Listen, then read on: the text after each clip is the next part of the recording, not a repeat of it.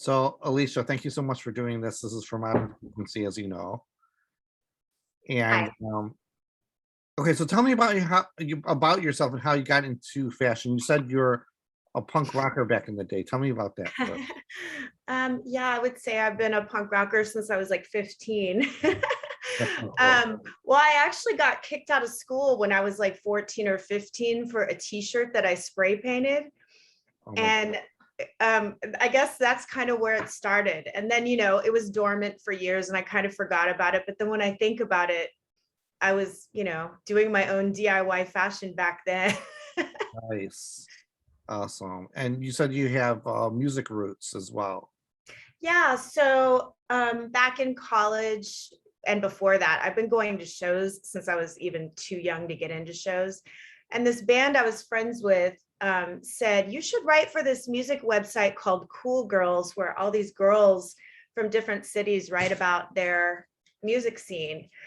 And my friend was like, but you probably wouldn't want to do it. It's you don't get paid. And I'm like, yeah, you're right. I don't want to do it. But he wrote to the publisher and said, I know the perfect girl for this, like unbeknownst to me. And then this website of all these girls from all over the world had voted me in to be their new writer. And I was like, let me look at this. Do I even want to do it? And so I got into it accidentally. And I wrote for that website from 1999 until 2010. And I'm a communications major and kind of meticulous about writing and editing. And all these girls were from different languages. So I ended up always correcting their English on the website or, just trying to make it cleaner and better. Then I ended up becoming the editor of the website for like 9 years. Oh wow, wow. And That's a long time. so that got me into going to music festivals and on a press pass. Right. And then that segued into me being the publicist for this big rockabilly music festival that I've been doing the PR for like 12 years now. Nice. Now you're based in the West Coast, you said, right? I'm in San Francisco. Oh, nice, nice. Okay, cool. Um, so how did you get into your fashion line? How did you build your fashion line up? So I was always making like punk one of a kind jackets for myself. And my friends one year at Thanksgiving were like, you should make this a business. And I said, no, like, absolutely not. I don't want other people to have what I have. And I don't want anyone to look like me. And I'm not doing it for other people. I'm doing it for me. And they were really bothering me. This was like a whole discussion at Thanksgiving dinner. And I was like, no. But for 3 days, I really thought about it. And then I just decided that they were right. And so, like, I came up with the name Punk Majesty and I created a website and a logo and I did it all like in a month. And then I started making jackets for other people.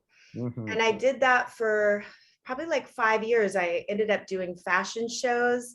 I did runway shows in San Francisco and Hollywood, and I took it to New York City. And I got in a boutique in New York City and also London and a couple of boutiques here. And it was all sort of one of a kind, upcycled, mostly upcycled, but some new items, suit jackets, leather jackets, ties, vests, all hand painted and hand embellished, mostly for like stage wear and going out for events. And then when the pandemic happened, all of it just seemed useless and like, what's the point? And I was like, what can I do with this time? And I did a lot of research and figured out how to make streetwear. So like, this is one of my tops. I've always liked mesh tops. Hmm. Um, and my Punk Majesty stuff was always empowering phrases like painted on the jackets. Empowerment and caring about the planet were things that were part of my ethos from the start, like writing empowering, tough statements, but that are positive, like nothing can break me. That's one that a lot of people liked. Cancer survivors have worn it and stuff like that. So I wanted to kind of tie all that into like everyday stuff because ever since 2020, I've been living in like yoga pants and hoodies and like bomber jackets and stuff like that. And I was like, I want to feel like myself while still wearing all this casual stuff. And so I ended up figuring out how to create a whole line around that. So individuality is really important for you. I take it. Yeah, I mean, it's not like I ever in my mind thought, oh, I have to stand out or I have to look different than other people or whatever. But I guess that's just sort of part of who I am. And it's kind of like how punk fashion always was. Oh yeah, definitely, definitely. Um, are you doing this by yourself? Is this Yeah. incredible? I can't believe you're doing it by yourself. Yeah. And I've never One reached out woman to show, media. basically. It's a one woman show, basically. Uh-huh. All DIY. Like I had to figure things out on the fly. I got a few famous people to wear my Punk Majesty line before I just started the streetwear line in September. I got Jane Weedland from the Go-Go's to wear one of my ties, and Neil X from Sig Sig Sputnik, which is like kind of a niche reference. Not many people might know who they are, but I looked up to them. They're a really cool, fashionable 80s band. And Captain Sensible from The Damned wore one of my ties on stage. And it was on their website for a while. And I just thought that was like the coolest thing ever as a kid that grew up listening to all that music. So for sure, for sure. Where did you get the inspo for the punk meets rock and roll aesthetic? I mean, is it like an 80s theme? It was just how I dress. And people would always compliment me. And then, like I said, my friends were like, you should do it for other people. And I don't know, I wasn't sure if there was a market for it. And then, I mean, I thought there was, but like the naysayers, like my mother, were like, who wants to wear punk stuff? And I ended up like kind of researching New York City, knowing that that was like really where my stuff should be, talking to friends that I knew that lived there and stuff. And my friends told me about I Need More, this boutique that was founded by Jimmy Webb, who had been the manager running Trash and Vaudeville for like over 20 years. He's like a really famous rock and roll stylist. And I reached out to him since his store was called I Need More. And I'm so DIY. My friend was like, why don't you make him a jacket that says I need more and just send it to him? And so that's how I got his attention. I wrote him a letter and, whatever. And I actually got the brush off to begin with. He just wrote me back and said, thank you for the beautiful jacket. I've got lots of jackets in my store and someone's already hand painting stuff and I don't want to step on toes. So I don't need this, but never give up on your dreams. And I was like, wow, I got the brush off. That sucks. And then totally out of the blue, like maybe 8 months later, he sold the jacket that I had sent him as a gift and he tagged me on Instagram. And I was like, what is happening? And he wrote me a message, and I've never met this person, I've never talked to him or anything. And he said, I want to talk to you on the phone. And I'm like, absolutely. And he was like, let me tell you what happened. I had it in my house and I thought it was really beautiful.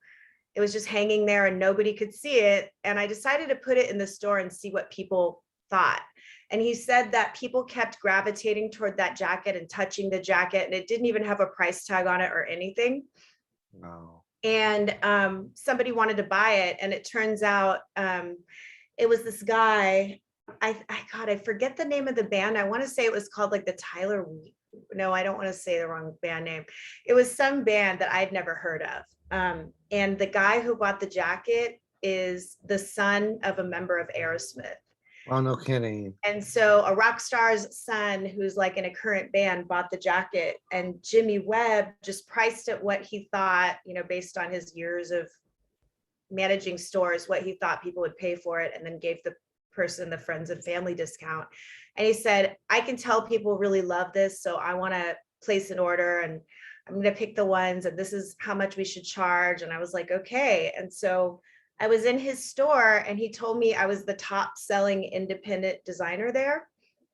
Wow. And then in the pandemic, he passed away, like in the early part of the pandemic. And everything on the website sold out within 48 hours. And the whole experience was over. Like I lost a mentor and like an inspiration. And I lost the my footing in New York. Sorry. And so I just had to start over. I'm like, what now? Right. You hit these walls, and I mean, you keep on going though. That's for sure. That's awesome. I'm too far into this to give up. Right. Exactly. Where do you outsource your fabrics from? I actually don't make these clothes. So I designed these different designs that were in my mind. And then I researched a lot of manufacturers who will make pieces on demand, because I am very against fast fashion and I want nothing to do with it. I don't want to mass produce things and then have them not sell and end up in a landfill. Mhm. And so I figured out a few different manufacturers. I put my designs on their clothes, and then, a lot of trial and error, ordering samples and seeing what worked and what doesn't work. And I work with these manufacturers that care about their workers, and they're certified like sustainable ink, and there's different certifications and stuff. But so I don't like buy the fabric, make the whatever. I design the fabric, and then the fabric design, and then it goes on these clothes that are made by different manufacturers. And then the manufacturers only make it if a customer orders it, and it goes direct to the customer. I see. I see. You were talking about eco-conscious, friendly, sustainability, which is a huge trend right now. How Hopefully important? to stay, Yeah, not just the right, trend. right. How important is that for you right now? It's always been important to me, but honestly, when I started out, it wasn't that I knew so much about fashion and its effects on the planet, because I was shopping fast fashion. As someone that doesn't have a lot of money, I like to shop at like H&M and M and Forever 21 and Zara and all that, and I didn't know about what they're doing to the planet really. Like fashion is the number two waste maker, pollutant like on the planet after oil. And so all of that fast fashion eventually ends up in landfills. And also things like dye, when they're dyeing the fabric, it pollutes the water. It can affect communities in these other countries and stuff. So that's always been like, I was always sustainable because I was using recycled and upcycled jackets to begin with. So it was always a circular kind of thing where I didn't even know about it, but what I was doing was eco-conscious. But then as I decided to do something where here's a design and you can order it in extra small all the way to 2XL and it will be identical. I couldn't do that with my own two hands. Like I can't be a one-person factory, but I can do it with these different factories who are certified using sustainable inks and working, like caring about their workers and stuff like that. So I'm only working with different factories that have that sort of ethos too. Amazing. That's really cool. Um, you have a kids line too, as well. Is that correct? Well, I thought that the streetwear line would be cute on kids too. And like I had said, I've always done empowering statements. So like one of the things on some of the clothes is like never give up or never stop. And I thought that would be cute on kids' hoodies. So I made kids' hoodies, but I don't make really a profit on the kids' stuff. It's like it's kind of ridiculous, but I just think it's cute and I want it out there for the parents that want it for their kids. But I really care about price point, and I priced everything at what I feel is fair, and nothing is over $115. And like if an adult hoodie is $89 and I feel like that's a fair price, I don't feel like in good conscience I can charge the same price for a kid's hoodie, even though it costs me the same to make it. Wow. So the kids' hoodies are a price that I think is fair for a kid's hoodie, but I don't make a profit. Make like a teeny tiny couple bucks. Like See. I bartended for years. I just tell myself it's like I got a tip. It's like I'm used to that. Right. You mentioned that you had contacts in New York City. Where in New York City would you want to be right now? On Lower East Side, or do you have a shop in mind or a spot in mind that you want to sell your clothes at if you come here? Not really. Like with the streetwear line, I designed it to be direct to consumer. That's why the prices are so low. If it went into a store, fashion brands, they up their price by like 5 times the cost in order to make their profit and be in a store and everything. as far as my one of a kind pieces, I think there is still a market for it now that the world opened up again and there's going to be special events, because my stuff was really for stage wear, going to concerts, special events, red carpets, because it's like stand out, it's dressier, like suit jackets and studded leather jackets, and it's kind of like for people that look like a rock star. Right, And right. I feel like that still belongs in New York City, but with the closing of I Need More, I'm not really sure where I belong. Stores are all closing. It's so hard for them to stay afloat in this Right, economy. right. Especially with e-commerce. I mean, it's just killer. I'd love to be in a PR showroom where like stylists go in and they pull the clothes and use them for photo shoots. But I'm DIY. Mhm. I'm not making enough profit to even support myself off this business. It's like Let's see. a nonstop side hustle that's taken over my life at this point. Right. And so I Yeah. can't even afford to be in a PR showroom because you have to pay them thousands per month. Wow. Oh my God. Wow. Um, so what are your goals for Punk Majesty within the next year? I think my big goal is for people to know about it. And so doing a little press and maybe getting help with social media, it's kind of impossible to do everything. Like you can't kill it on everything if you're doing it all yourself. And I find that I get really overwhelmed with everything that I have to do to survive. Um, and I'm not part of like the TikTok generation, and I'm barely kind of on Instagram. So I just want people to know it exists. Hmm. That's the big goal, because I feel like if people know it exists, if it gets on the right person or in front of the right eyes, I feel like it could go somewhere. So here's your chance to make a plug. It's punkmajesty.com, correct? Well, punkmajesty.com is the custom line, Okay. but the streetwear line is accessible to everyone for every day. So I have all kinds of cool like hoodies and joggers and like even socks and like these mesh tops and all kinds of stuff. But it's punkmajestystreetwear.com. Okay, streetwear.com. Got it. I kept both websites. I'm keeping them separate because they really are separate. Got it. Anything else you'd like to tell us before we exit out? I feel like I said a lot. I don't know. Um, I hope to see you in New York one day. That would be really cool. Your clothing line and everything. That would be I fabulous. really like it was so nice doing an event there. I used to do events with this thing called Raw Artists. Mhm. And Raw Artists was this organization that was created by artists for artists, to try to help artists get their work out there. And so if you would do a showcase in your hometown and sell like $400 worth of tickets, then you could do a guest showcase in another town and not have to pay them. It's almost like a pay to play, because they're running these events. Like they'll bring 700 to 1,000 people to an event, and there'll be like 60 artists. And it was really fun. I did one in Brooklyn, and there was a line around the block, but it Oh, costs a lot to like take my stuff to another city.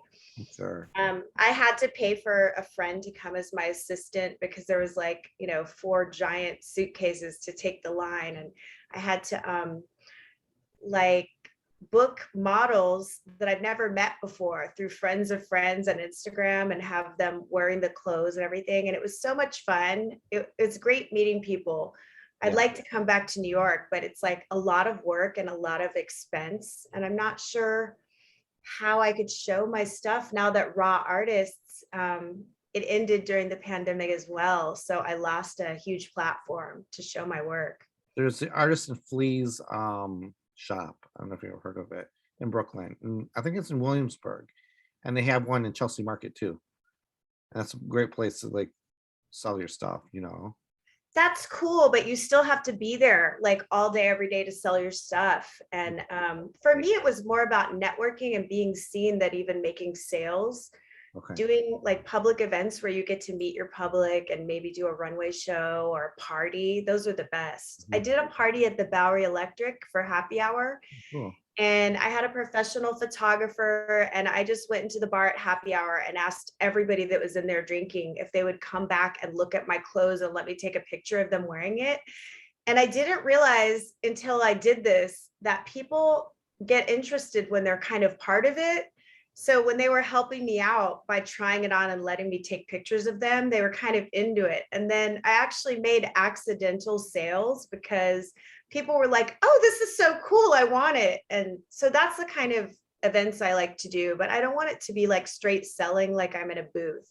Gotcha. That feels like, I don't know, I just like it to be more organic, like a party. Yeah, no, I hear you. I hear you. So if someone wants to buy one of your merchandise, they go to punk. Either punkmajesty.com for like um, rock and roll event wear and Punk Majesty streetwear for everything else. Everything else. Okay, got it. Got it. Thank you so much for your time, Alisha. I appreciate Yeah, it. thank you. It was fun. Yes, let me just stop this.